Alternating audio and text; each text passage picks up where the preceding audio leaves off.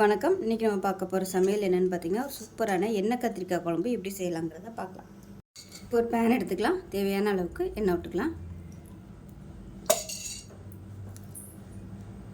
எண்ணெய் நல்லா சூடானதும் ஒரு டீஸ்பூன் போல் சீரகம், ஒரு டீஸ்பூன் போல் மிளகு சேர்த்துக்கலாம். அதோட ஒரு 1/4 டீஸ்பூன் போல் வெந்தயம் சேர்த்துக்கலாம்.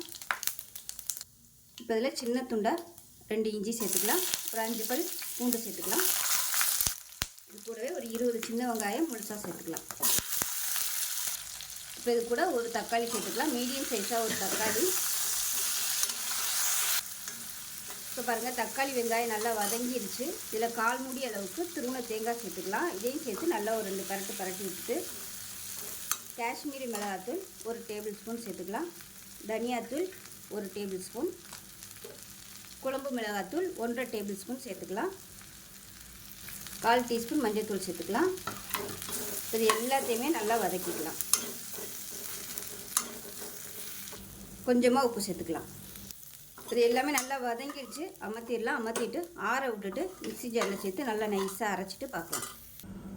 இப்போ ஒரு குக்கர் எடுத்துக்கலாம். தேவையான அளவுக்கு நல்லெண்ணெய் சேர்த்துக்கலாம். எண்ணெய் சூடானதும் மீடியமான ஃப்ளேமில் இருக்கட்டும். ஒரு 1/4 கிலோ அளவுக்கு சின்ன சின்ன கத்திரிக்காய் எடுத்திருக்கேன். அந்த காம்பு மட்டும் லேசாக கட் பண்ணிவிட்டு 4ஆக கீறி வச்சுருக்கேன். உள்ளே பூச்சியெல்லாம் இருக்கான்னு பார்த்துட்டு சேர்த்துக்கோங்க. இது வந்து அப்படியே நம்ம முழுசாக சேர்த்து நல்லா வதக்கிக்கலாம்.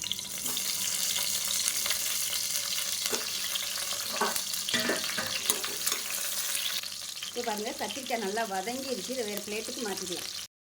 இப்போ கத்திரிக்காய் வதக்குனா அதே எண்ணெயில் 1 டீஸ்பூன் போல் கடுகு சேர்த்துக்கலாம். கொஞ்சமாக சோம்பு சேர்த்துக்கலாம். கொஞ்சமாக சீரகம் சேர்த்துக்கலாம். ஒரு 2 வெந்தயம் சேர்த்துக்கலாம். 2 வரமிளகா சேர்த்துக்கலாம். கொஞ்சமாக கருவேப்பிலை சேர்த்துக்கலாம். இது எல்லாமே நல்லா பொரிய ஆரம்பிச்சிருச்சு. ஒரு 10 சின்ன வெங்காயம் முழுசாக அப்படியே சேர்த்துக்கலாம். 4 பல் பூண்டு சேர்த்துக்கலாம். இது கூடவே மீடியம் சைஸாக ஒரு தக்காளி சேர்த்துக்கலாம். இப்போ பார்த்தா தக்காளி வெங்காயம் எல்லாமே நல்லா வதங்கிருச்சு. இந்த அளவுக்கு நல்லா வதங்கணும். நம்ம அரைச்சி வச்சுருக்க இந்த மசாலா பேஸ்ட்டை சேர்த்துக்கலாம். இப்போ மிக்சியை அலசிட்டு கொஞ்சமாக தண்ணி சேர்த்துக்கலாம். இந்த மசாலாவை நல்லா வதக்கிக்கலாம். அதாவது கொஞ்சம் பச்சை வாசனை இருந்துச்சுன்னா நல்லா போயிடும். கொஞ்சம் எண்ணெய் பிரிஞ்சு வர அளவுக்கு வதக்கிக்கலாம். இப்போ பாருங்கள், நல்லா எண்ணெய் பிரிய ஆரம்பிச்சிருச்சு. இப்போ லெமன் சைஸுக்கு புளி கரைச்சிட்டு சேர்த்துக்கலாம். புளி தண்ணியை தேவையான அளவுக்கு சேர்த்துக்கோங்க. இது நல்லா கலந்து விட்டுட்டு நம்ம வதக்கி வச்சுருக்க இந்த கத்திரிக்காயையும் சேர்த்துக்கலாம். சேர்த்து நல்லா கலந்து விட்டுக்கலாம். உப்பு சேர்த்துக்கலாம். இப்போ இந்த குழம்புக்கு தேவையான தண்ணி சேர்த்துக்கலாம். தண்ணி நல்லா சூடு பண்ணிவிட்டு தண்ணியை சேர்த்துக்கோங்க. ஏன்னா மசாலாலாம் நல்லா வதக்கியிருக்கோம்.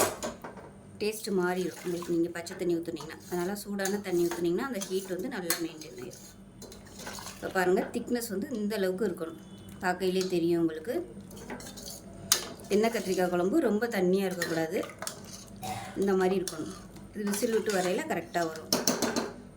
அவ்வளோதான். இப்போ குக்கரை மூடி வச்சிடலாம். குக்கரை மூடிட்டு நல்லா ஒரு 2 விசில் விட்டுட்டு ஸ்டீம் போனதுக்கப்புறம் பார்க்கலாம். இப்போ குழம்பு எப்படி இருக்குன்னு பார்க்கலாம். பாருங்கள், சூப்பராக வந்துடுச்சு. அருமையான எண்ணெய் கத்திரிக்காய் குழம்பு ரெடி ஆயிடுச்சு. ஸோ இதே மாதிரியே செஞ்சு பாருங்கள். இட்லிக்கெலாம் தொட்டு சாப்பிட்டிங்கன்னா அட்டகாசமாக இருக்கும். தோசை, ஊத்தப்பம் எல்லாத்துக்குமே அருமையாக இருக்கும். பாருங்கள், கத்திரிக்காய் உடையலை, நல்லா சாஃப்டாக வந்துருச்சு. ஸோ இதே மாதிரியே செஞ்சு பாருங்கள். செஞ்சு பார்த்துட்டு எப்படி வந்துச்சுங்கிறத சொல்லுங்கள். வீடியோ பிடிச்சிச்சின்னா லைக் பண்ணுங்கள், கமெண்ட் பண்ணுங்கள், சேனலை சப்ஸ்கிரைப் பண்ணுங்கள், பக்கத்தில் உள்ள பெல் பட்டனையும் ப்ரெஸ் பண்ணுங்கள். நன்றி.